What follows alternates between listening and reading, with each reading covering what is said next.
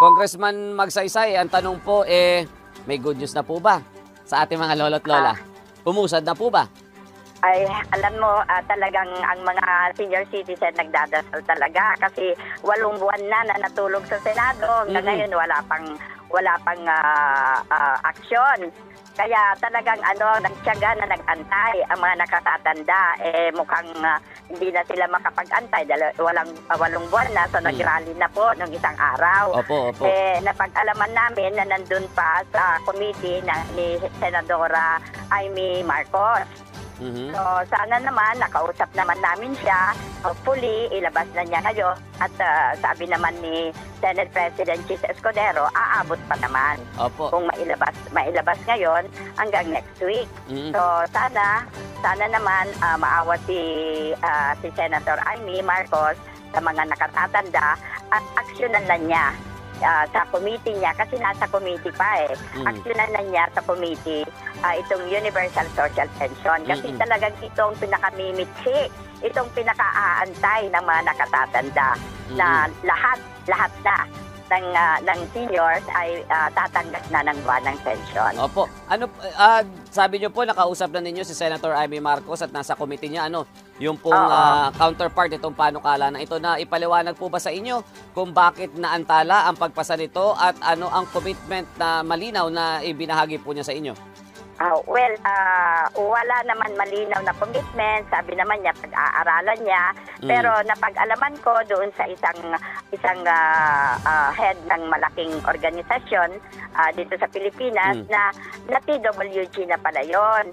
Okay. At ewan ko kung anong bakit hindi pa inilalabas.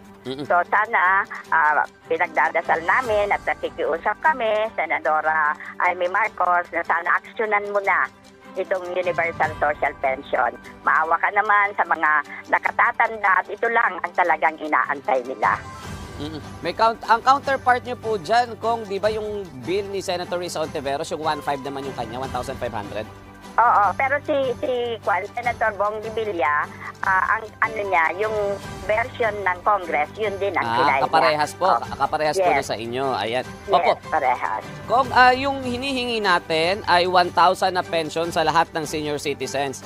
Di po ba? Kung maaari lang sana, pero talaga namang inayos naming mabuti sa Congress at may mapagpondohan na, pero hanggang 500 lang. Itong mga magpe-pension pag naaprubahan ito. Pero yung mga tumatanggap na ng 1,000, 1,000 pa rin.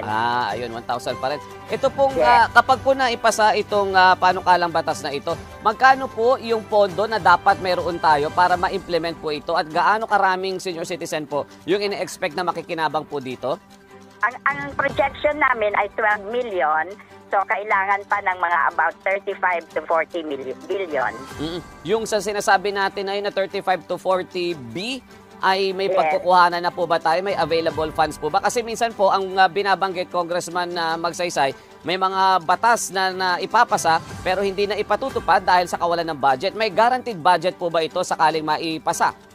Meron naman nakita ng approve na may pagkukunan. Oo. Yung entire. Kaya naman ipinasa namin sa Kongreso. Opo. Ibig sabihin, kapag maipasa, hindi question yung budget dahil may nakita na kayo ng pagkukuhanan ng 35 to 40 B. Yes. Oo. Ayan. Yun yung maganda kasi para sigurado yung distribution nito, Congressman, if ever, dun po sa bill ninyo, paano yung magiging means ng distribution nito at paano mapipili yung mga dapat mabigyan po nito? Ano yan?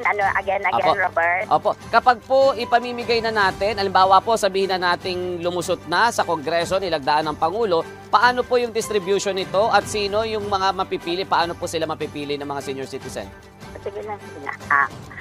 Hindi, wala nang pili-pili ito, Robert. Basta lolo't lola, meron 500, gano'n. Lahat na, basta 60 years old. 60 years old pataas, mayaman man, mahirap man, may pension man, wala. Tatanggap ng buwanang pension pag ito ay naisa patas. Opo. Yung buwanang pension na ito, Congressman Magsaysay, paano po maibibigay sa kanila? Yung monthly na yon, may card po ba or what?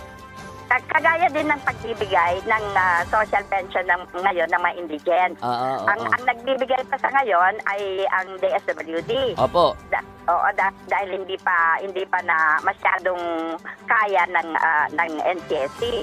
dahil sa kakulangan nga ng opisina, manpower. So nandun pa sa DSWD.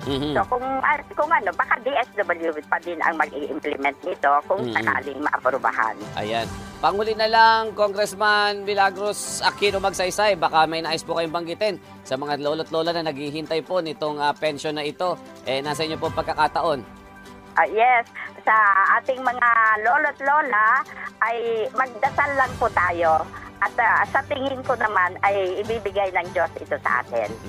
At may garantiya naman I mean may constant communication kayo sa inyong counterpart para mailusot po ito sa Senado. Yes, open naman ang communication namin sa Senate. Ayan, maraming salamat po Congressman Milagros Aquino Magsaysay.